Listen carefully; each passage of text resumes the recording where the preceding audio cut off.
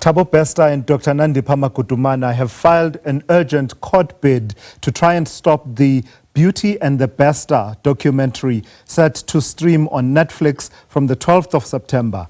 The matter is scheduled to be heard on the 9th of September. The couple's urgent legal maneuver aims to halt the documentary's distribution as they insist the production makes serious, unfounded and defamatory submissions against them, and they also dispute the accuracy, fairness and legitimacy of its contents. This development adds another layer to a case that has already sparked intense scrutiny of South Africa's correctional systems. What are the notorious couple's prospects of success in their bid, and what factors will swing it one way or another? Well, let's make sense of it all. I'm joined by independent legal analyst Bophelo Seleke, good friend of mine. Always good touching base with you, Bophelo. This is a form of pre-publication restraint, isn't it? Explain what interdict they are seeking and what we mean when we say it's a form of a pre-publication restraint. Good afternoon, Tila. Well, I think what these recent cases really highlight is how South African courts handle urgent interdicts when they are aimed at stopping publication. So the starting point here would be Rule 612 of the High Court rules, wherein it allows the court to hear a matter urgently if the applicant clearly explains why the formal, or rather the normal, timetable would defeat justice. But even if urgency is accepted on this specific matter, the applicant must still satisfy the classic interdict test to this. And it's that you must show a prima facie right, you must demonstrate irreparable harm if relief is granted, and prove that no other remedy would be adequate. And lastly, that the balance of convenience should be favoring them. But the discussion itself might sound a bit technical, but the takeaway is simple. Our courts are deeply reluctant to silence the press before a story is told. And prior restraint is treated as the nuclear option, and judges will usually prefer post-publication remedies like corrections or damages rather than upfront censorship. That's the common thread linking this specific case and the others that might flow from it. I like the point you're making about the courts not preferring prior restraint, deferring in favor of freedom of expression and freedom of the media, which is included in freedom of expression. We have a track record of that, don't we? There have been cases where we thought naturally, surely, the courts will stop the publication of this material, and in the end, it didn't go that way. The media were allowed to publish. 100%. I mean, just this specific example in the Netflix matter where Thabo and Ms. Magudumana, they've gone to court to urgently stop the release of the doccie series, or a documentary rather, titled Beauty and the Bester. And their argument is that the documentary will cause irreparable harm to their reputations, their families, and even prejudice their fair trial rights. Now, if you're asking for a commentary there, on that specific issue, I just think it's absolute hogwash. It's a non-starter. But under Rule 612, they must prove real urgency, not urgency of their own making. And that under the interdict test, they must show that damages or later remedies would not be sufficient or would not be enough. And this is a really high bar, especially where there's overwhelming public interest in this specific Bester Magudumana matter.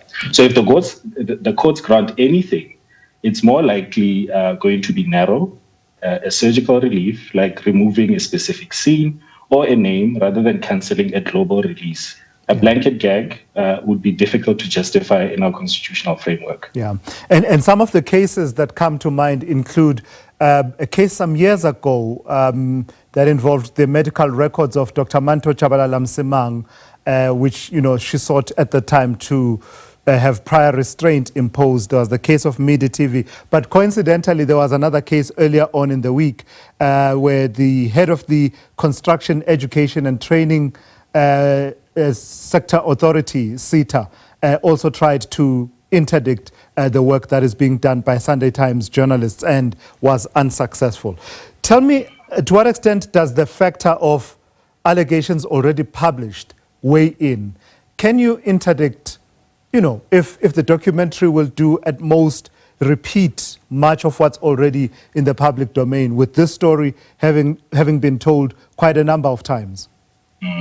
Now, let's compare the recent example that we just leaned on to the Mashawana matter, in that in his application, he sought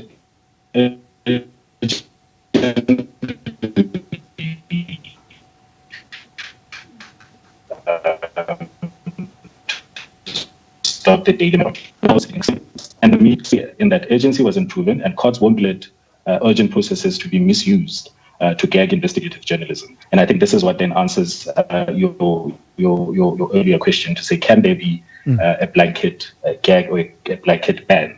And the real lesson really here for you and I is that embarrassment or discomfort is not the same as irreparable harm. It's that if reporting is false, the remedy is defamation or damages afterwards, not silence in the media upfront. So both in this specific case that we're talking about and the earlier one that we relied on, which is the Magudumana matter, they remind us that in South Africa, freedom of expression and public interest carry enormous weight, and prior restraint is the exception, not the rule, and that our courts are careful to keep it that way. But is it to say, though, that, Bophelo, that we can never have a situation where a prior restraint order is granted? Surely it's not to suggest that freedom of expression, including freedom of the press and other media, is somehow sacrilegious and, a no-go can never be touched. It can it not? 100%. Now, there are specific instances where there would have been an urgent interdict granted. You'd remember not too long ago, there was another Showmax series where a former certain minister was able to at least delay or postpone the airing of a specific episode pending another matter that was unfolding in another fora. And the argument there was quite simple. It was to say, let us deal with the issues as they present themselves and not conflate the processes. Once one matter has been dealt with at an appropriate fora, then you can allow for another process to unfold instead of running them simultaneously. So that's the earliest or the most recent example that we have in as far as the courts weighed on a balance of probabilities what the harm in that instance of the former minister would have been if a certain publication or a certain media house or a certain publication house was allowed to flight a certain documentary, as opposed to allowing for a certain process to first unfold, to be processed, and a verdict be heard, and then allowing for the second process to commence. Not knowing what lengths the producers of this particular documentary went to try and get the side of the story from Thabo and Nandipha Magudumana, not having that privilege, but I'm just wondering what value is added by an argument by the media house that says, well, actually, we are going to make statements that are defamatory in nature, but, they are true and in the public interest. And moreover, we actually reached out and offered the people who are the subject of this reporting the right of reply prior. Now, what's interesting here is, and what I think cuts across in the discussion, is the weight of the public interest in this specific matter. You'd understand that in the Magudumana matter, the country was solely invested, I think, for a good part of 2 years, if not more. And it just speaks to the public interest in how our state functionaries function or operate. That you have a Department of Correctional Services that had in its incarceration records an individual who, if it was not for the might of social media, we would not have learned at that point or at that time that the person had escaped and what would have unfolded in aiding the escape. Now, the public interest is enormous. It's not deniable. And I think that's what weighs heavily in as far as the judgment that any court would make in as far as this matter is concerned. All right, let's leave it there for this afternoon. Thank you for your time. Bophelo Seleke is an independent legal analyst. So let's see how it all unfolds, right? So arguments will be heard on the 9th of September. The scheduled release date is the 12th of September. Let's see how those factors that Bophelo was outlining for us, how they then weigh on the scales of justice, whether you and I get to see beauty and the best.